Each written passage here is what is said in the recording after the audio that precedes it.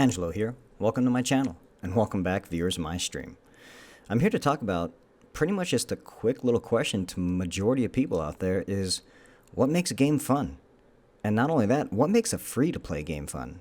As we all know, free-to-play games are games that are obviously free, but typically come with some sort of caveat where it's you either have loot boxes, or there's a incredible amount of grind, or there's just something along the lines that allows you or forces you to want to have to pay with real-world currency, depending on where you are, for any type of advantage, or maybe any way, like kind of the way, the new breakpoint is with time savers and things like that. But when I saw this game originally, I played this game first as a browser game long ass time ago. I originally had the Uncharted fever, and I was basically playing Uncharted 1, Uncharted 2, mainly Uncharted 2 for online multiplayer. And when I played that, I played it so much that I eventually killed off my PlayStation 3. Didn't give enough time, and had one of those old fat PlayStation 3s, and my PlayStation 3 died. So, unfortunately, I was one of those gamers that had that hard addiction, and I needed to play games. Unable to play any games, my brother was able to recommend me a browser game that probably was right up my alley. It was free to play, and that game was the original Dead Frontier. Fast forward a good number of years later, and they created another game called Dead Frontier 2.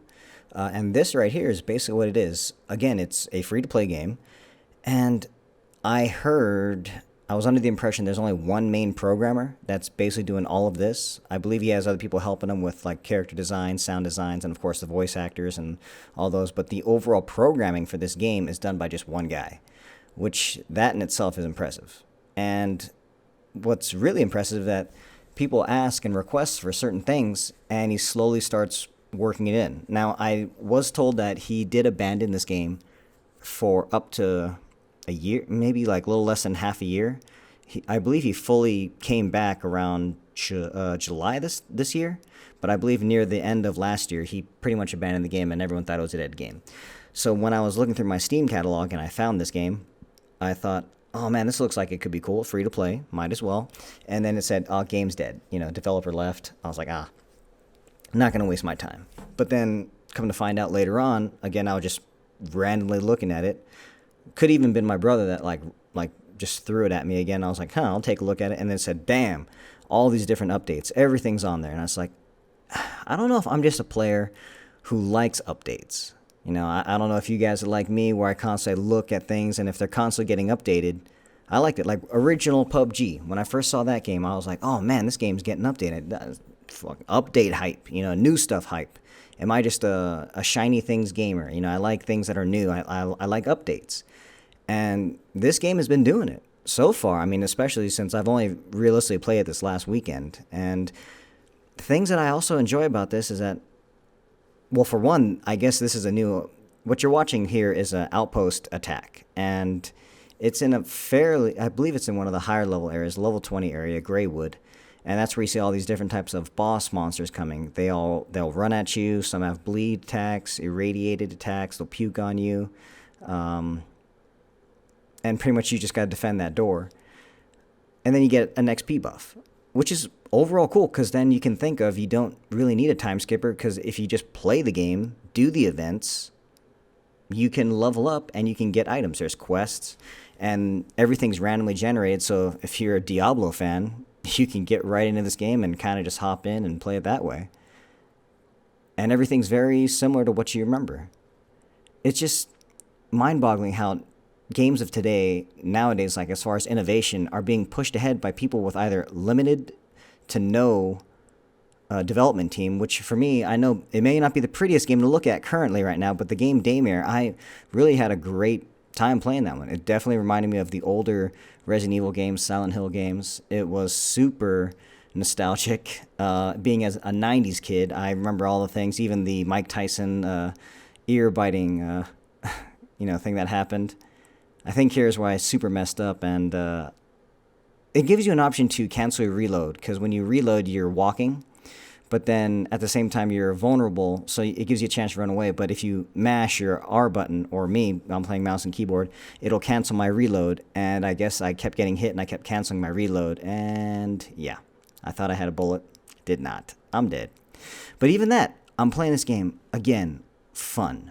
What is fun for people? What is fun for you? What is fun for me? And this game allows multiple people to get in it. There is no paywall. There is nothing that's really holding people back. There's these outpost things that can help you and boost you. And even as I died right there, I don't know if you noticed me constantly going in and out of the outpost. When you do that, you will actually save your XP. So even though I died, I only died whatever XP I lost at the point of when I left that left the outpost and went back out again. So if anything, it's like a quick save. And that is honestly just simply amazing. So in closing, my overall thoughts about this game is, first off, it's free. 2, there's a looter element. So if you like looters, shooters, I also really find that this game harkens back to the games that I've been playing recently and games I just overall enjoyed. Like, it's technically an RPG-based Resident Evil Revelations. And I love that game. I played that so many times, and my basically loot is I would do a ghost ship run and hope I get a new weapon, or Gluttony 4, Gluttony 5 if I get a ghost ship, Trinity. And basically, it's really cool that this is pretty much an open world game. Well, I mean, truth be told, he's also about to make it open world. And again, this is just a single programmer, and he's going to make a fully open world game. And basically, I think he said he's going to make, because right now you can fast travel. You can fast travel to different like cities and locations, and each time you do, it's through your car. So you upgrade your car, get better gas mileage, pick up fuel, etc., etc. But this guy's going to make all of the outside into an open world. He's going to keep the way the cities are for now. He's making new bosses. He's making world bosses. In my opinion, this is the best way to create a community, create a game, and the best thing about it is that it's free to play. You really don't need the microtransaction. You don't need any of the time savers. Maybe you might run into an occasional asshole or two, but then just make your own server, and then if you're lucky, you'll find some cool people. I mean, maybe I have the benefit of the doubt because I'm actually streaming and people can watch me, and they can help me out that way, but either which way, people are cool. You know, get your friends on it. Like I said, free game. Just have fun. Thank you much, and I'll see you next video. Peace out.